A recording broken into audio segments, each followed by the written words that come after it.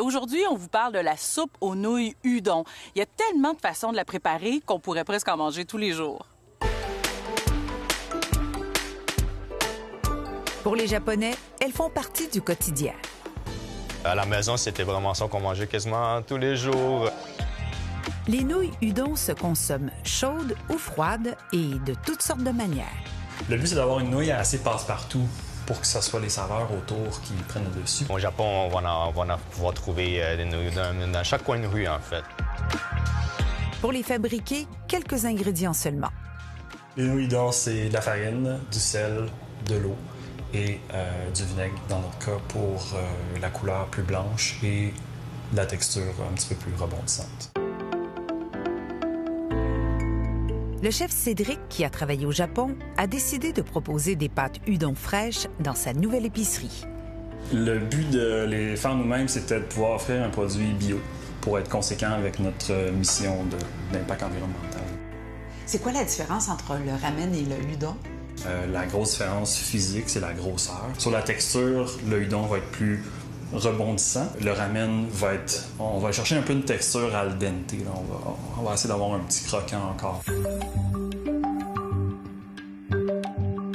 C'est grâce à cette machine à ramen que la production de nouilles udon peut se faire. Notre machine à ramen a énormément de pression avec beaucoup de force, ce qui permet de pousser la note pour faire les udons, qui devraient traditionnellement être faits en pliage, pressage, pliage. Et c'est quand même beaucoup d'heures de travail. Le chef connaît bien la méthode traditionnelle utilisée au Japon depuis des centaines d'années, le malaxage avec les pieds. On écrase, on fait la boule. Puis après ça, on va laisser asseoir 30 minutes. Après ça, on pile dessus pour l'aplatir. On ressort du sac, on refait une autre boule. On repile là-dessus encore. Traditionnellement, avant la machinerie, c'était pour avoir le côté élastique, rebondissant, le sortir, le replier et sauter à pieds joints. Puis après ça, il faut déterminer, selon la recette familiale, combien de fois il faut sauter à pieds joints dessus. Mais ça peut ressembler à quoi? À combien? En fait, plus on le fait longtemps, plus il va être rebondissant. Là, on travaille le gluten. À son restaurant Sushi Yezu à Brossard, Satoshi n'a pas le temps de fabriquer ses propres nouilles udon. Il se les procure surgelées. Alors comme ça garde sa fraîcheur, ses épaisseurs, puis comme ça, nous, on va pouvoir juste le mettre dans l'eau bouillante, et puis ça peut se servir comme dans quelques minutes. On trouve les nouilles udon dans les épiceries asiatiques, mais aussi dans les grandes chaînes. Elles se présentent généralement de 3 façons: séchées, surgelées ou, plus simple encore, fraîches, emballées sous vide. En choisissant cette option-là, en dans 5 minutes, vous pouvez avoir un plat udon déjà prêt à manger. J'ai vu des gens qui finissaient le repas avec des nouilles udon. Oui. Alors, c'est quand même assez commun chez les Asiatiques qu'on mange plus la protéine, des légumes puis tout ça. Puis, on finit quand même avec des nouilles, en fait. Comme ça va nous faire remplir un petit peu plus. Combien de temps vous allez les laisser dans l'eau bouillante? 5 minutes. On va les mettre dans l'eau avant de les servir, dans l'eau plus fraîche, bien les brasser. Le but, c'est d'enlever de l'amidon pour pas qu'ils collent ensemble. Des petites shots de nouilles comme ça. Cédric est très fier de nous faire découvrir sa recette de carré udon.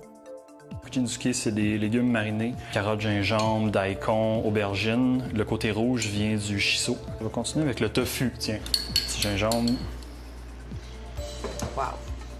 C'est magnifique. Ça, si je vais dans un izakaya au Japon, on va me servir ça aussi beau que ça? Bon. Ça sera pas aussi bon.